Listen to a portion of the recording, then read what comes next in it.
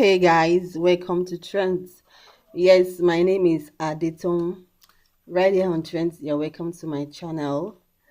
Okay, we are talking this night again.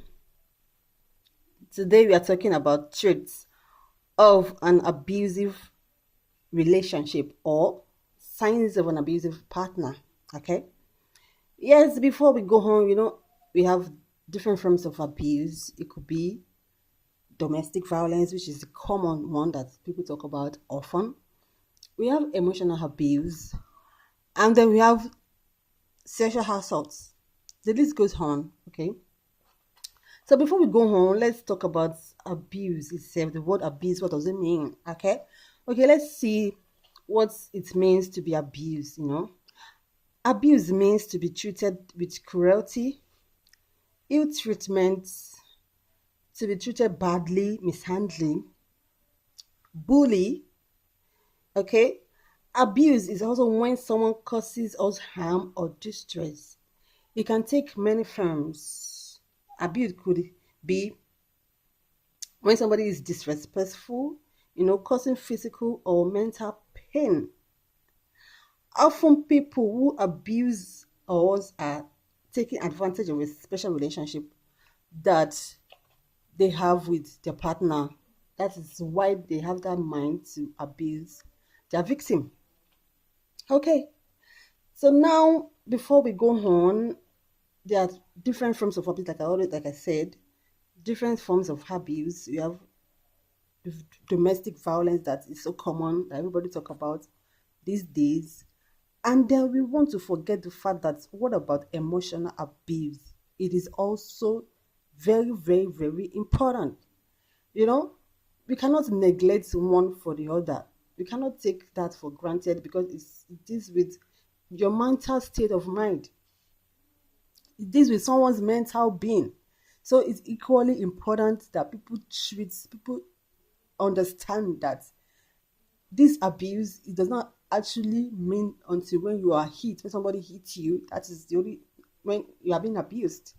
No, the other ways that you should know that you're in an abusive relationship. So I want to talk about signs or traits for you to know that, oh, this relationship, I'm actually in an abusive one, or my partner is actually abusive towards me. It is better that you recognize the kind of relationship that you are, so you would know how to deal with it, how to tackle it. If you want to stay, if you want, it's just important that you know the kind of relationship that you are into. That's that. Okay, let's talk about the traits now for you to recognize or to know that, oh, this is actually an abusive relationship, or I have an abusive partner. All right. Number one, these abusers, they are extremely jealous. He or she views others as a threat to the relationship they have. Like, they're extremely jealous. It could be this form of relationship could be, both ways. We have women who are abusive as well. We have men who are abusive as well. But it's more common from the male gender. They are mostly abusive. It is, the ratio is a bit higher than that of the other gender. So they're extremely jealous. They view others as a threat to their relationship, and they relentlessly accuse you of flirting. Even when you will know in your mind that you are not flirting, they always want to accuse you of doing it. They're always quick to say you are flirting or cheating on them.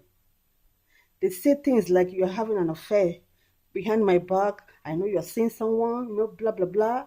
You're always on the phone, probably because, and sometimes you could be doing something meaningful with your phone, but because of the fact that they have that trait of an abuser in them, they want to believe that you're on the phone because you're seeing someone. All right, that's that. So the next one is manipulative. Do you know that abuse and manipulation go hand in hand? Yes.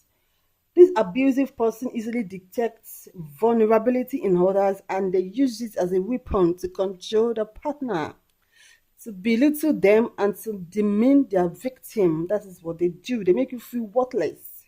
They make you feel that you are not sometimes you just begin to doubt yourself and begin to doubt your ability. What, like, that is how they do. They make you feel worthless, they body shame you, they go as far as comparing you to someone else. So these are the traits of that you need to watch out for in your relationship to know if it's an abusive one or not. Okay, the next one is controlling. They constantly checking on the whereabouts of their victim. I want to talk about this form of abuse now. There's a difference between checking up on, when you check up on someone that you care about, there's a way that you check, there's a limit that oh, this person is checking up on me for my well-being, and when you are being controlling, it's two different things here.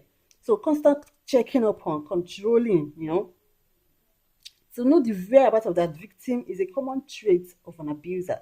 They use words like, don't lie to me, you have been somewhere, you are late, you should have been home by now, blah, blah, blah, things. These are the excuses they give.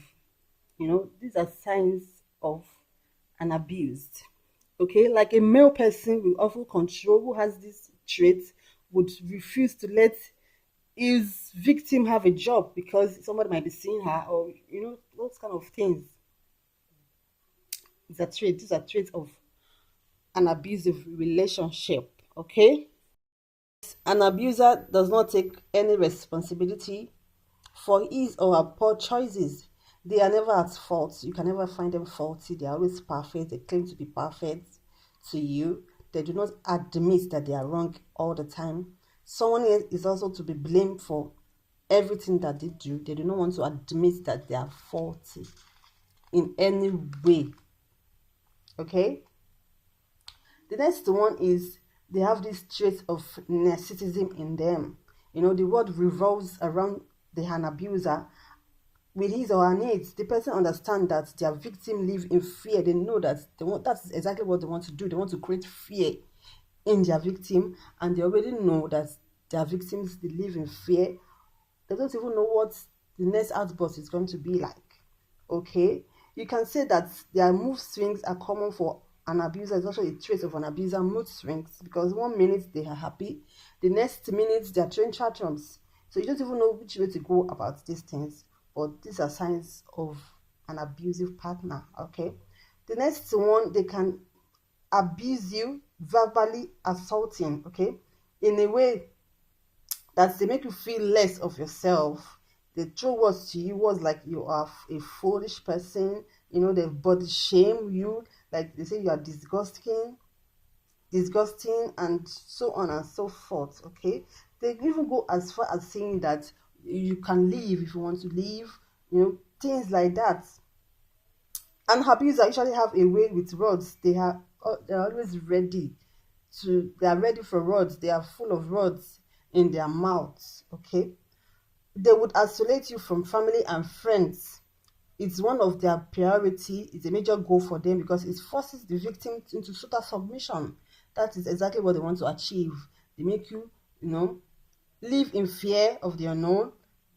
They isolate you from family and friends. You hardly have people who you can talk to, because if you relate with people, you have the you can always talk to them and tell them what you're feeling, what you're going through, but they will always make sure that they isolate you from friends and family. Okay, and then they can be so repentant, insincerely repentant. They will come and play victim for you and say they are not going to behave that way again. They have changed, blah blah blah, and that is all lies. They do not change. Sometimes, if an abuser receives professional help and accountability, there is it's slightly possible for the abusive traits to disappear, but it is very, very rare. Those people do not stop. They do not stop. Report says that after marriage, these behaviors typically escalate. It goes from like 2% to 80%. So therefore, it is crucial for you to recognize the warning signs right now. Recognize if you want to continue with the relationship, it's fine. If you want to seek help, if you think that, okay, you can both seek professional help, then it's fine. The ball is in your court. The choice is yours to make. So All the best.